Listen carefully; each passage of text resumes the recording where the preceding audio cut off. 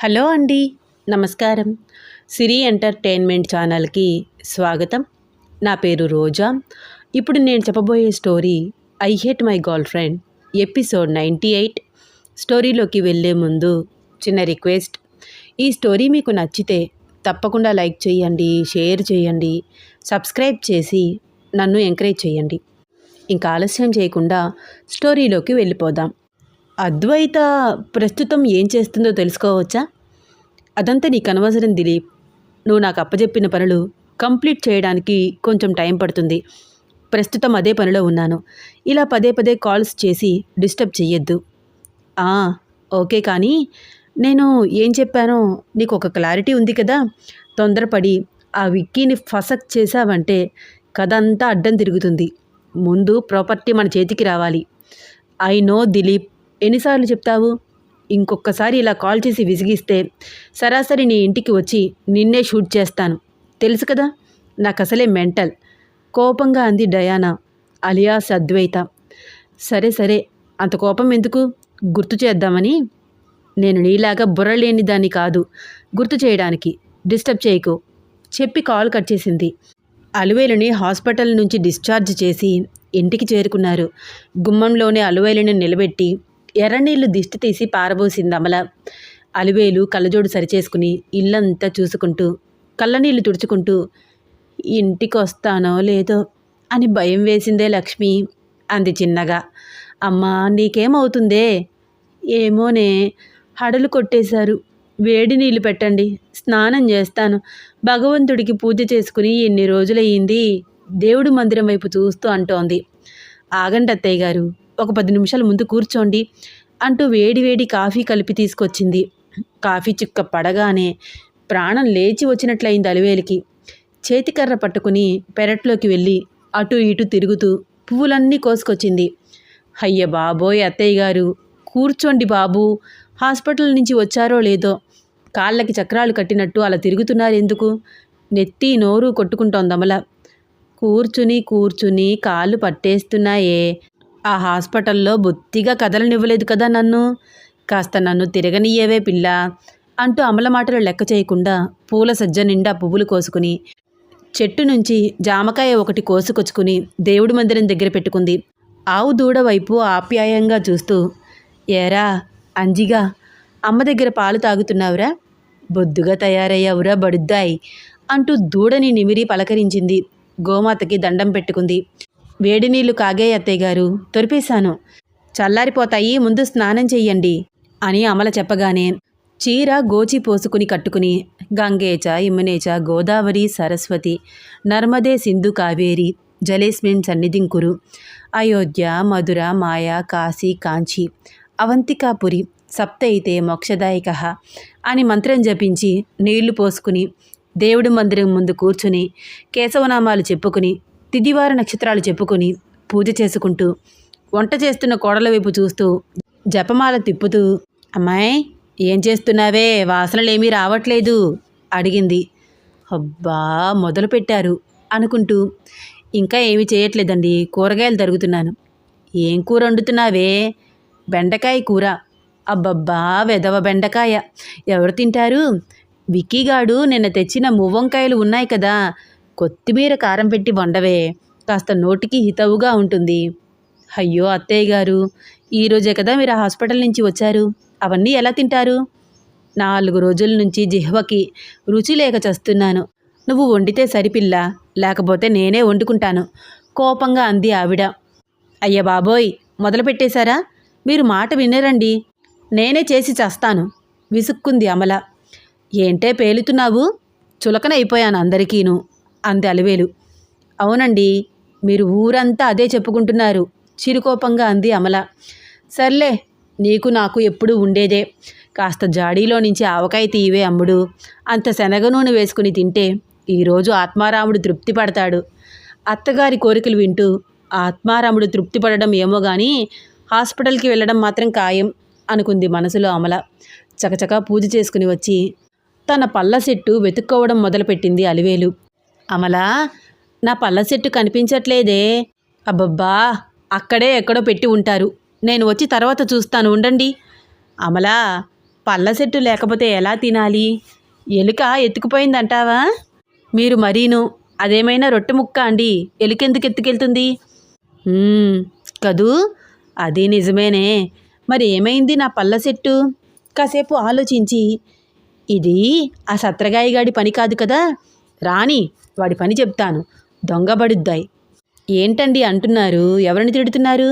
మీ పళ్ళ సెట్టు ఎవరు దొంగతనం చేస్తారు? అదేమైనా బంగారందా? ఊరికే గొనిగేస్తున్నారు, క్షణం కూర్చోరు. వెతికిస్తానని చెప్తున్నాను కదా. కొంచెం గట్టిగా అరిచింది అమల.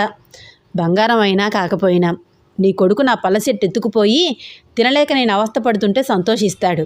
వాడికి అదొక రకమైన పైశాచిక ఆనందమే. అన్నీ వాళ్ళ తాత బుద్ధులే. ఆయన కూడా అంతే. అప్పట్లో నా వస్తువులన్నీ దాచేసేవాళ్ళు. వెతుక్కోలేక నేను అటూ ఇటూ పరుగులు పెడుతుంటే నా వైపే గుడ్లు మిటకరించి చూస్తూ తెగ ఆనందించేవాడు. వీడు అంతే. వెదవ, రాని చెప్తాను, 4 తగిలిస్తాను.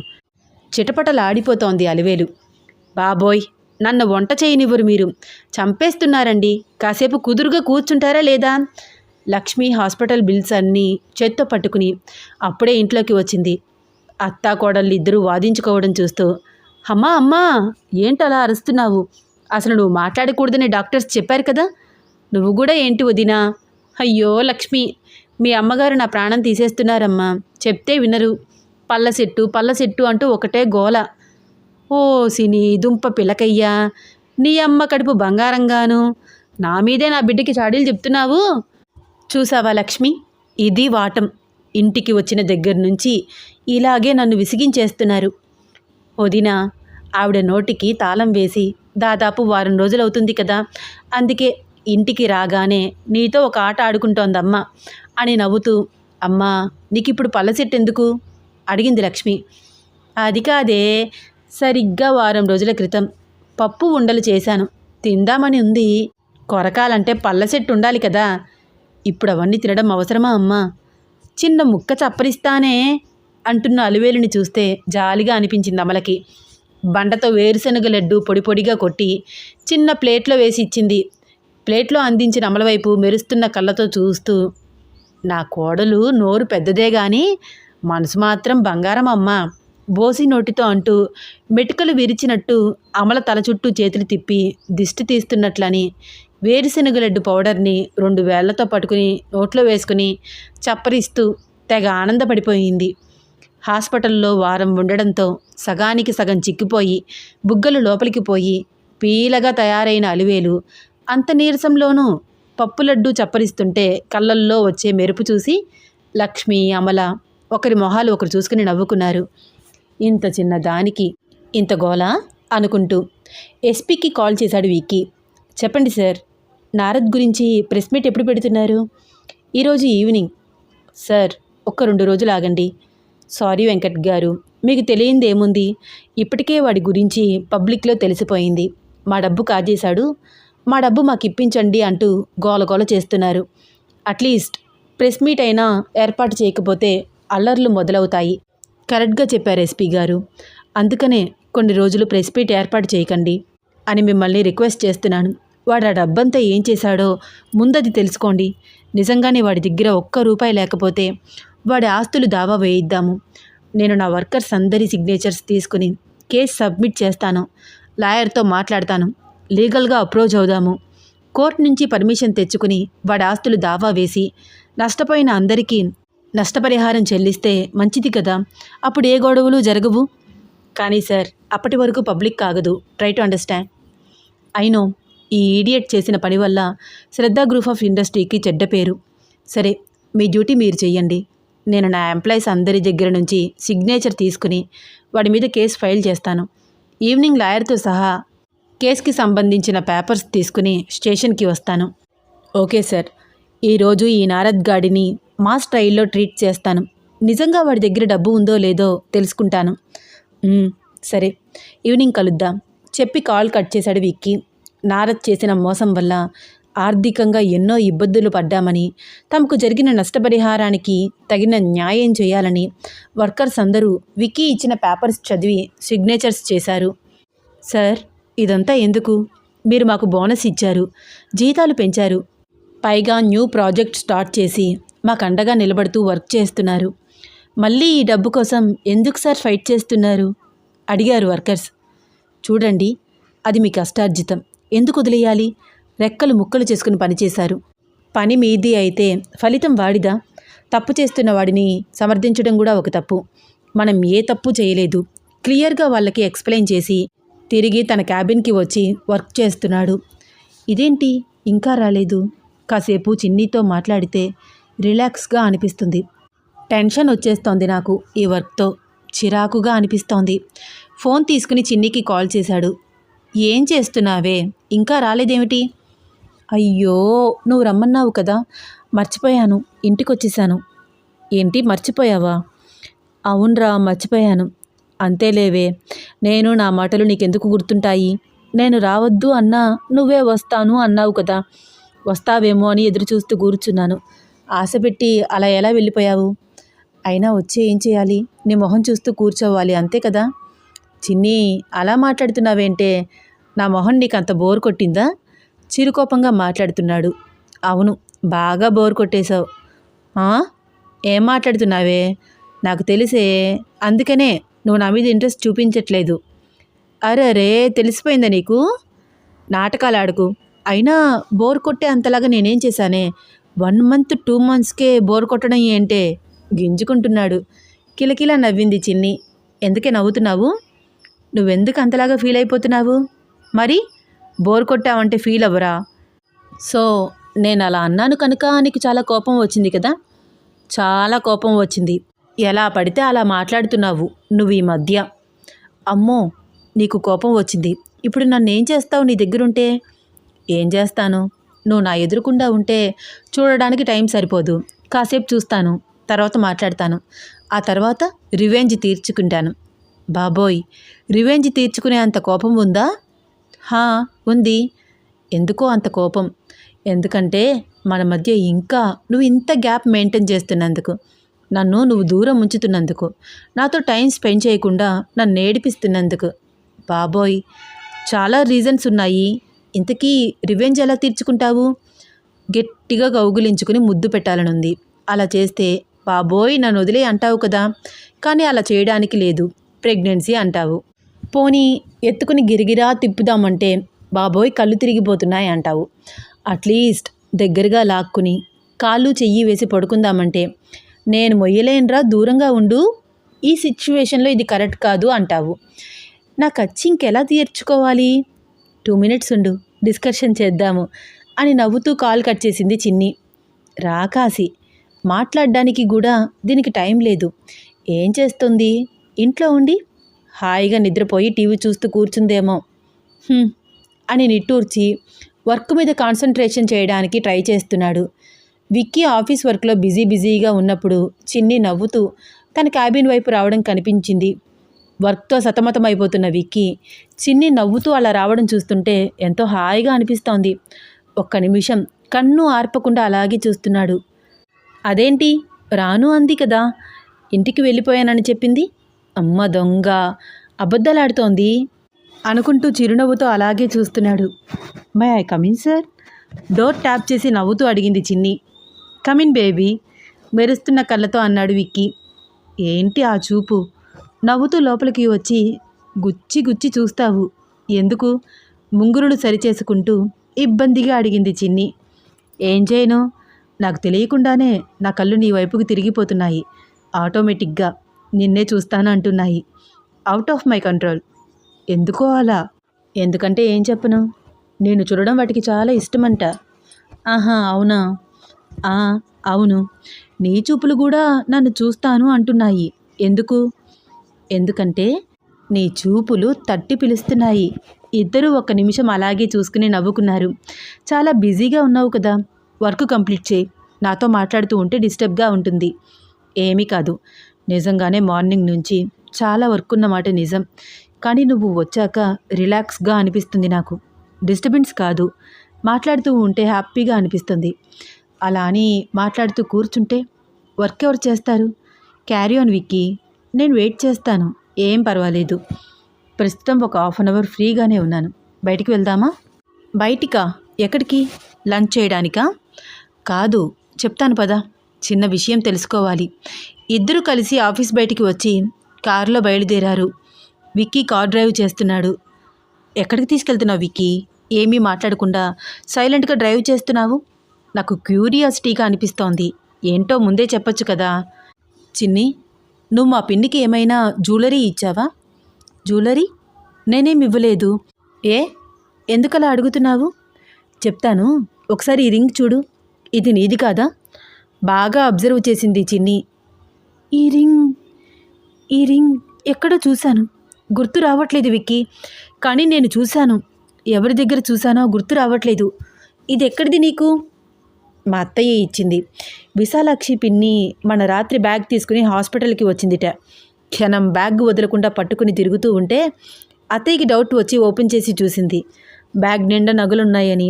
అది చూసి తనకి చాలా భయం వేసిందని, తెల్లవారేసరికి పిన్ని ఆ నగలు తీసుకుని వెళ్ళిపోయిందని అత్తయ్య చెప్తోంది. నాకేమో ఏమీ అర్థం కావట్లేదు. బ్యాగ్ నిండా నగలు అంటే పిన్నికి ఎక్కడి నుంచి వచ్చుంటాయి? విక్కీ, ఈ రింగ్ చూస్తే చాలా ఎక్స్పెన్సివ్ అనిపిస్తుంది.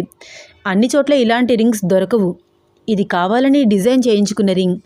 ఎంక్వైరీ చేస్తే ఈజీగా తెలుస్తుంది. చిన్ని అబ్జర్వ్ చేస్తూ చెప్పింది. అలివేలు ఇంటికి వచ్చిన దగ్గర నుంచి క్షణం కూర్చుంటే ఒట్టు. అత్తగారి కోర్కెలన్నీ వింటుంటే అమలకు భయం వేస్తోంది. ఏది వండి పెడితే ఏమవుతుందో అని. కొత్తిమీర కారం పెట్టి వంకాయ కూర చేసి తీరాల్సిందే అని పంతం పట్టి కూర్చుంది. 2 పచ్చిమిరపకాయలు వేసి, ఎక్కువ కొత్తిమీర వేసి, మిక్సీ పట్టి, కొంచెం నూనె వేసి, వంకాయలు మగ్గపెట్టి వంకాయ కూర చేసింది. పప్పు మెత్తగా ఉడకబెట్టి పప్పు పులుసు పెట్టింది. వారం రోజులు హాస్పిటల్లో ఉండి రావడంతో అమల చేతి వంట తింటే అమృతం తిన్నట్లే ఉంది అలివేలికి. భోజనం తర్వాత పల్చగా మజ్జిగ చేసిచ్చింది. వెంటనే ఆవిడ నిద్రపోకుండా ఆవిడ చేత చిన్నగా వాకింగ్ చేయించింది. అటుపైన టాబ్లెట్స్ ఇచ్చింది.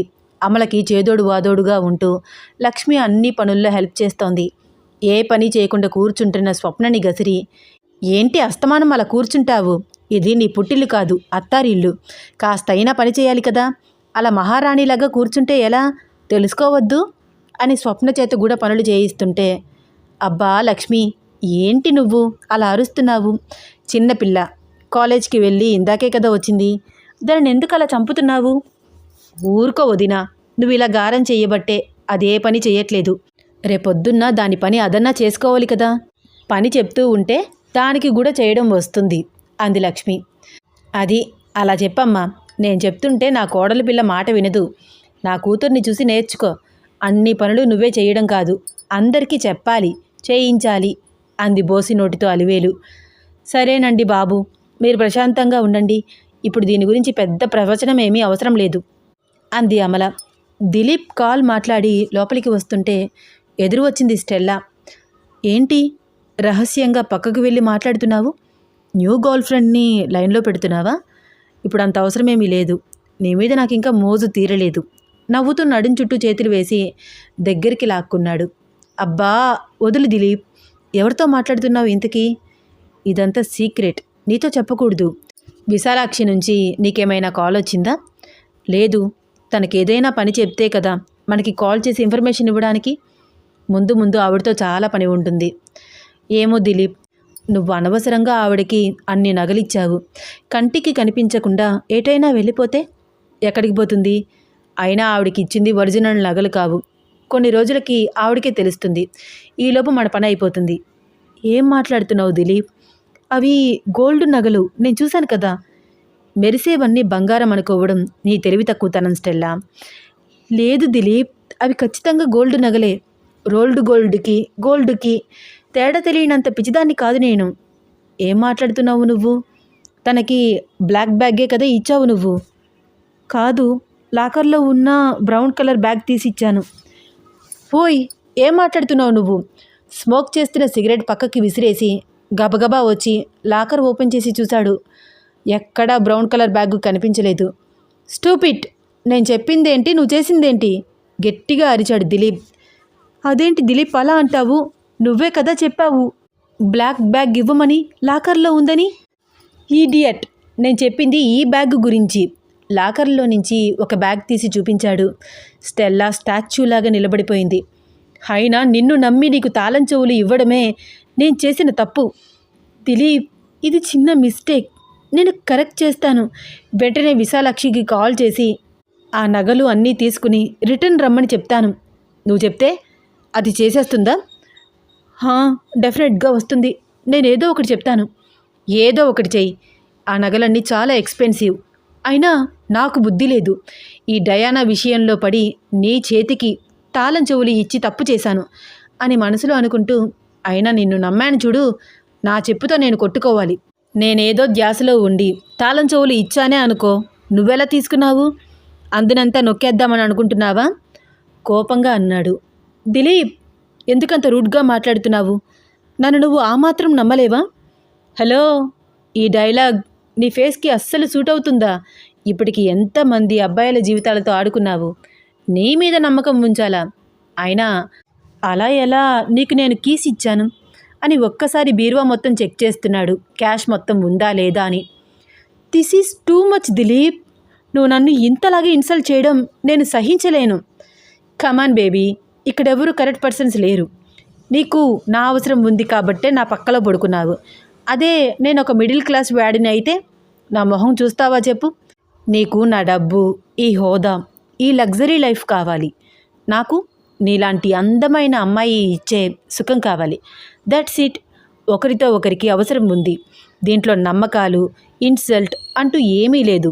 ఒక రకంగా ఇది కూడా ఒక బిజినెస్ లాంటిది అని ఒక సిగరెట్ తీసి స్మోక్ చేస్తూ, అర్జెంటుగా ఈ నగలన్నీ తిరిగి ఇక్కడికి వచ్చేలాగా ఏదో ఒకటి ప్లాన్ చేయి సీరియస్గా చెప్పాడు.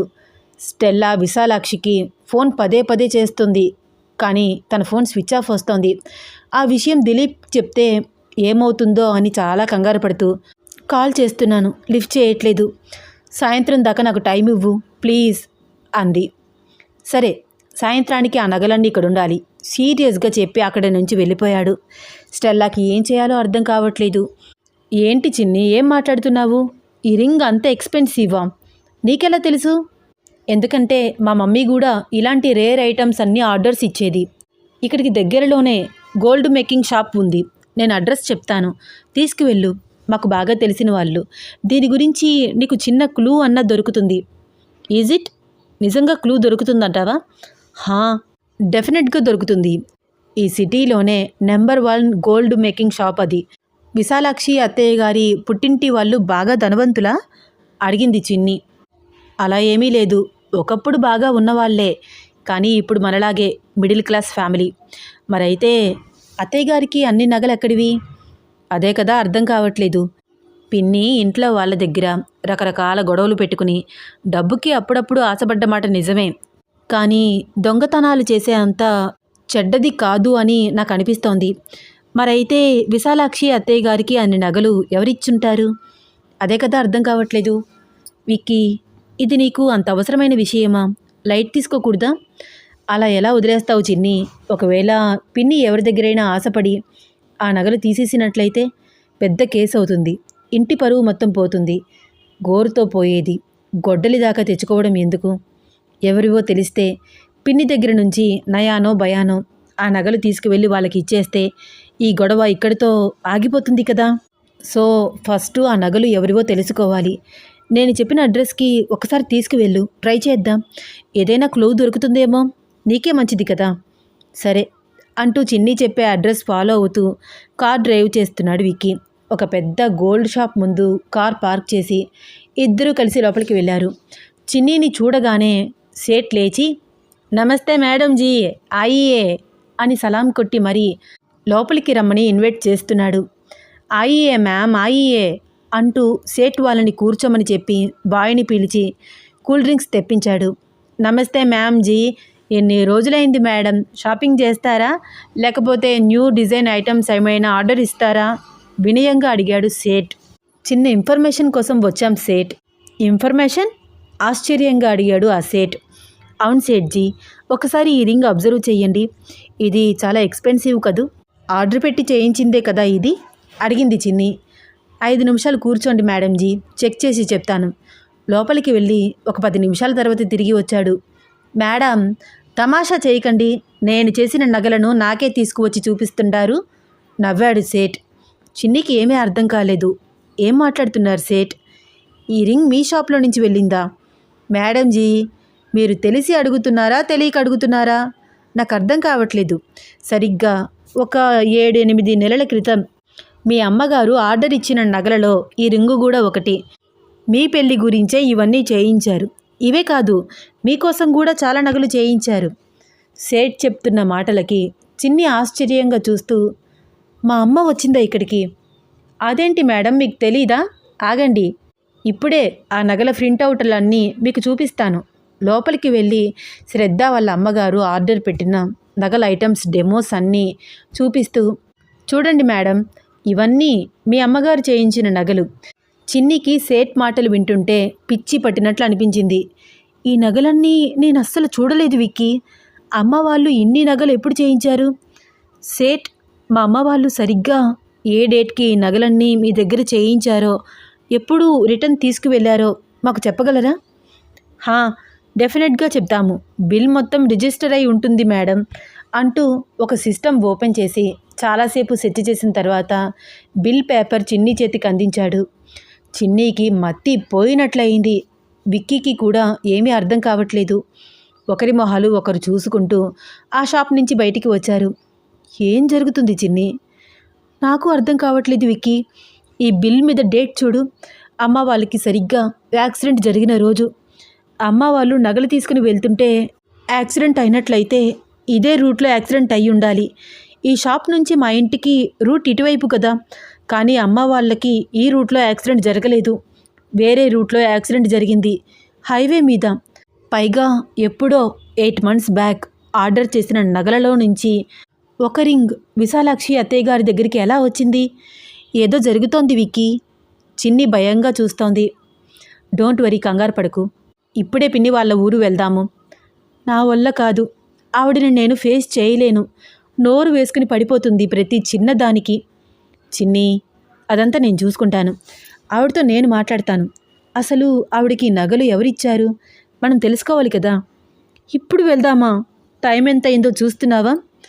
మరేం పర్వాలేదు, నువ్వు కారులో నిద్రపో, నేను తీసుకువెళ్తాను. అది కాదు విక్కీ, మెడిసిన్స్ వేసుకోవాలి, నేను ఇంటికి వెళ్ళాలి. సరే, ఫస్ట్ ఇంటికి వెళ్దాం. ఫ్రెష్ అప్ అయ్యి ఏదైనా తిని మందులు వేసుకున్నాక బయలుదేరదాము, సరేనా? నేను ఇప్పుడు రావడం అంత అవసరమా? నువ్వే వెళ్ళకూడదు? చిన్ని, నువ్వు ఈ రింగ్ చూడగానే వెంటనే ఇది చాలా ఎక్స్పెన్సివ్ అని, ఆర్డర్ మీద ప్రిపేర్ చేశారని చాలా ఈజీగా చెప్పేశావు. నీకు ఉన్న అవగాహన నాకు అస్సలు లేదు. విశాలాక్షి పిన్ని దగ్గర ఉన్న నగలను నేను చూడగానే ఐడెంటిఫై చేయలేను. ఇప్పుడు నీకు సేట్ ఆ నగలన్నీ చూపించి ఎక్స్ప్లెయిన్ చేశాడు కాబట్టి నువ్వైతే త్వరగా ఐడెంటిఫై చేస్తావు. ఒకవేళ అవి మీ అమ్మగారు కొన్న నగలు కాకపోతే పిన్నితో వేరేలాగా డీల్ చేస్తాను. ఈ ఒక్కసారికి కొంచెం ఓపిక చేసుకుని రాకూడదు? సరే, వస్తాను. మార్నింగ్ నుంచి తిరుగుతూనే ఉన్నాను కదా, టైట్గా ఉంది. ఇంటికి వెళ్ళి వేడివేడి నీళ్ళతో స్నానం చేసి ఏదైనా తిని అప్పుడు బయలుదేరదాం. సరే. ఇద్దరూ కలిసి ఇంటికి చేరుకున్నారు. సీతమ్మ, త్వరగా వంట చెయ్యి, గంటలో మేము బయటికి వెళ్ళాలి చెప్తూ తన గదిలోకి వెళ్ళిపోయింది చిన్ని. అట్టగేనమ్మా అంటూ వాళ్ళిద్దరి వైపు చూసి చిరునవ్వు నవ్వింది సీతమ్మ. పలకరింపుగా సీతమ్మ వైపు చూసి చిన్న నవ్వు నవ్వుతూ చిన్ని వెనకాలే రూమ్లోకి వెళ్ళాడు వెంకట్. ఇద్దరూ స్నానాలు చేసి చక్కగా ఫ్రెష్ అప్ అయ్యారు. వాళ్ళిద్దరూ ఫ్రెష్ అప్ అయ్యి వచ్చేసరికి వేడివేడిగా వడ్డించింది సీతమ్మ. ఎప్పుడూ కబుర్లు చెప్పుకుంటూ నవ్వుతూ ఉండే వాళ్ళిద్దరూ మౌనంగా ఉండడం చూస్తూ, ఏటమ్మా, ఏమైనాది అలా ఉన్నారేటి అడిగింది సీతమ్మ. ఏమీ లేదు సీతమ్మ, కొంచెం తలనొప్పిగా ఉంది. అయ్యో అవునా, హెడ్ మసాజ్ చేయనా అమ్మా? ఏమీ వద్దు, నువ్వు ఇప్పుడు అవన్నీ ఏం పెట్టుకోవద్దు, మేము బయటికి వెళ్ళాలి. కొంచెం కాఫీ మాత్రం ఫ్లాస్క్లో పోసి 2 వాటర్ బాటిల్స్ పెట్టు. అట్టగేనమ్మా అంటూ సీతమ్మ లోపలికి వెళ్ళింది.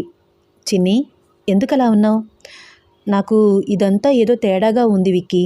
అమ్మ వాళ్ళు నగలు తీసుకున్న రోజునే యాక్సిడెంట్ ఎలా జరుగుతుంది? పైగా వాళ్ళు నగలు తీసుకోవడానికి వెళ్ళినట్లయితే ఇందాక మనం వచ్చిన రూట్లోనే వాళ్ళు రావాలి. కానీ వాళ్ళకి యాక్సిడెంట్ వేరే రూట్లో జరిగింది, ఇక్కడికి చాలా దూరంగా. పైగా వాళ్ళకి యాక్సిడెంట్ జరిగిన చోట ఇలాంటి నగలు కానీ క్యాష్ కానీ మాకేం కనిపించలేదు. పోలీసులు ఏమైనా తప్పు చేశారంటావా? చిన్ని, మీ డాడ్ పెద్ద బిజినెస్ మ్యాన్. ఇలాంటి విషయాలలో వాళ్ళు తోక జాడించరు. ఏదైనా తేడా జరిగితే డిస్మిస్ అవుతామని వాళ్ళకి తెలుసు. మీ డాడ్ పలుకుబడి కలిగిన వ్యక్తి. అలాంటి వాళ్ళ దగ్గర చాలా జాగ్రత్తగా ఉంటారు. ఇలాంటి తప్పులు చెయ్యరు. మరి ఎలా? ఆ నగలన్నీ ఎవరు తీసుకుని ఉంటారు? నువ్వు ఎక్కువ ఆలోచించి టెన్షన్ ఫీల్ అవ్వకు. వెళ్తున్నాం కదా తెలుస్తుంది. చిన్ని కళ్ళల్లో కన్నీళ్ళు. అరే ఏమైంది ఇప్పుడు? దగ్గరగా వచ్చి కళ్ళు తుడిచాడు. నగల కోసం ఎవరైనా నీ మొహం.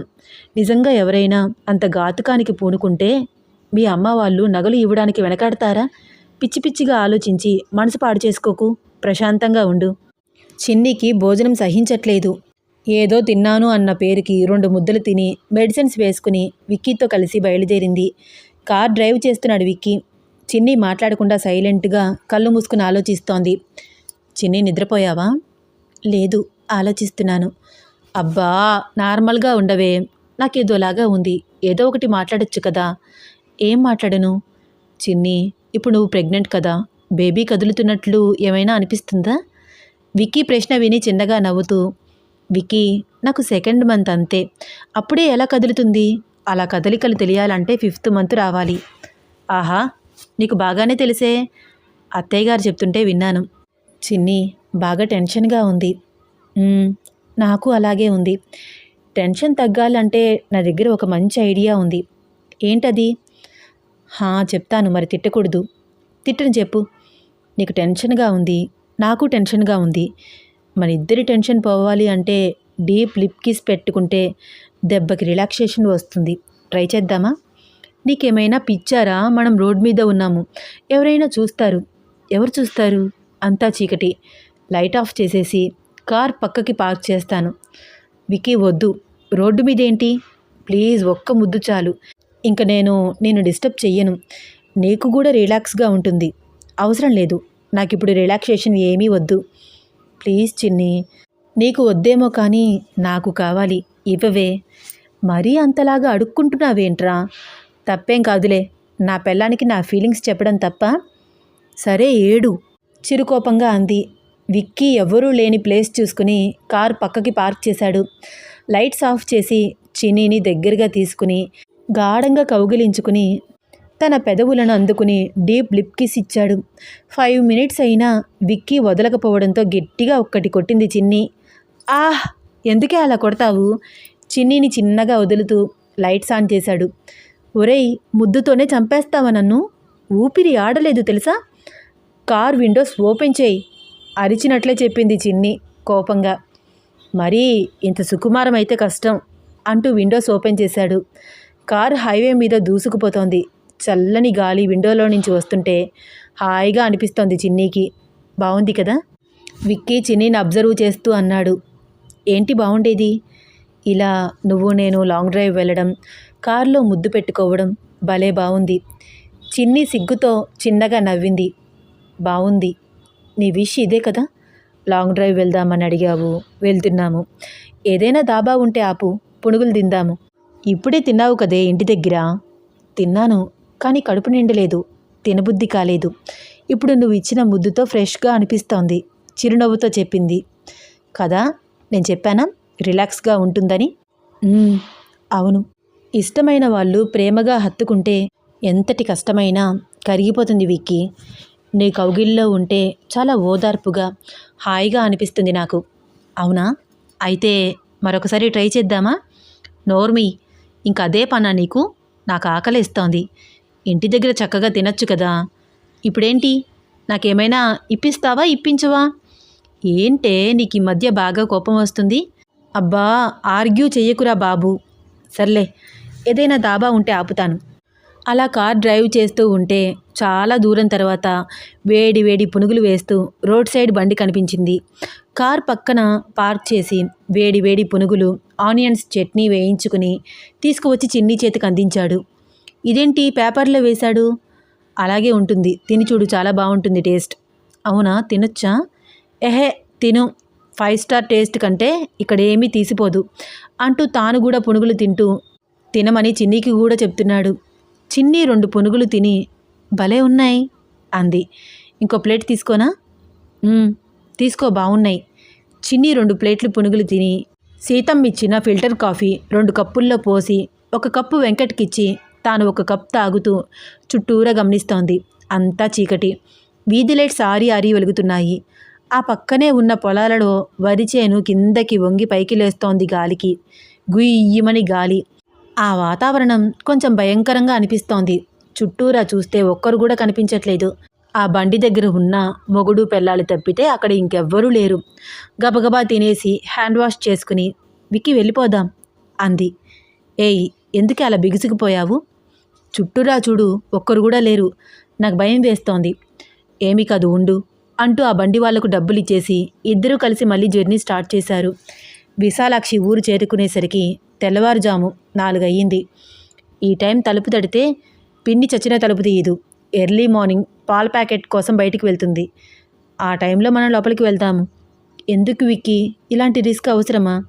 అవసరమే. మా పిన్ని గురించి నీకు తెలియదు. మనం అడిగితే చెప్పేస్తుంది అనుకుంటున్నావా? చచ్చినా చెప్పదు. తను వచ్చేలోపే ఆ నగలన్నీ మనం వెతికి బయటపెట్టి తనని బెదిరించాలి. అప్పుడే ఆవిడ నోరు విప్పే అవకాశం ఉంటుంది. చిన్ని ఏమీ మాట్లాడట్లేదు. అవసరమా అన్నట్లు చూస్తోంది. దాదాపుగా 36 నిమిషాలు అప్డేట్ ఇచ్చాను. ఇంత కష్టపడి స్టోరీ చెప్తున్నందుకైనా మీ అభిప్రాయాన్ని నాకు తెలియజేయండి. విని వెళ్ళిపోవడం కాకుండా ఏదో ఒకటి నాతో చెప్తే నేను ఇంకా బాగా చెప్పడానికి ట్రై చేస్తాను. రేపటి ఎపిసోడ్ కోసం వెయిట్ చేస్తూ ఉండండి. ధన్యవాదాలు.